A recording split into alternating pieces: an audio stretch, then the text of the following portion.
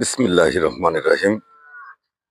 এটি বাংলাদেশের উত্তরাঞ্চলের নওগাঁ জেলার ধামরাট উপজেলার একটি ঐতিহাসিক স্থান, একটি দিঘি যার নাম হলো আলতা দিঘি।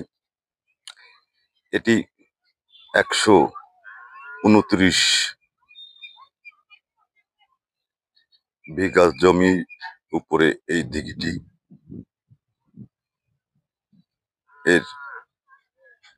এটির ইতিহাস সম্পর্কে যতটুকু জানা যায়, এই যে উত্তরাঞ্চলে এই অঞ্চলে একসময় পানীয় জলের প্রচুর অভাব ছিল।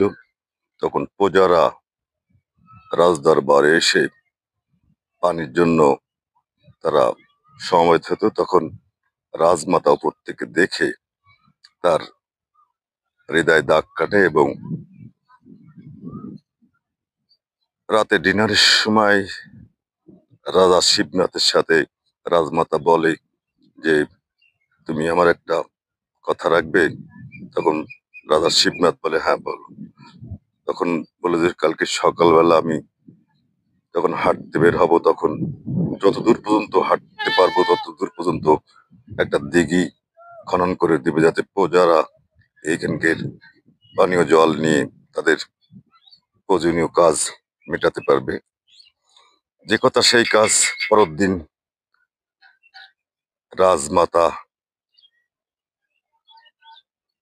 রাজা, মন্ত্রীবর সবাই নিয়ে রাজমাতা হাঁটা শুরু করলেন। কিন্তু রাজমাতার হাঁটা শেষই হয় না। একসময় রাজা পরিকল্পনা করে মন্ত্রীদের আলতা আনতে পাঠায় এবং পিছন থেকে তার পায়ে আলতা ছিটিয়ে দেয়। তখন পিছন থেকে এক মন্ত্রী মহোদয় যে বলে যে, রাজমাতা আপনার পায়ে কাটা ফুটেছে, আপনি আর হাঁটতে পারবেন না। তখন রাজমাতাকে নিয়ে চলে যাওয়া হয় এবং যেখান থেকে শুরু করেন এবং যেখানে শেষ করেন সেটা খনন করার পরে সেই থেকে এই দিঘির নাম আলতা দিঘি। ওই যে দেখতে পাচ্ছেন শেষ মাথা, এখান থেকে শুরু। জানি না কোন পাশ থেকে উনি শুরু করেছিলেন, কিন্তু টোটাল দিঘিটা কিন্তু আমি একটু জুম করে আপনাদেরকে দেখাই। ওই যে ওই পাশটা, ওর ঠিক ওই বাঁধের ওপাশে কিন্তু ভারতের ভারতের সীমানা শুরু। এই হলো আলতা দিঘি। এর পাশেই কিন্তু বরেন্দ্র যে বনভূমি আমরা বলি, সেই বরেন্দ্র বনভূমি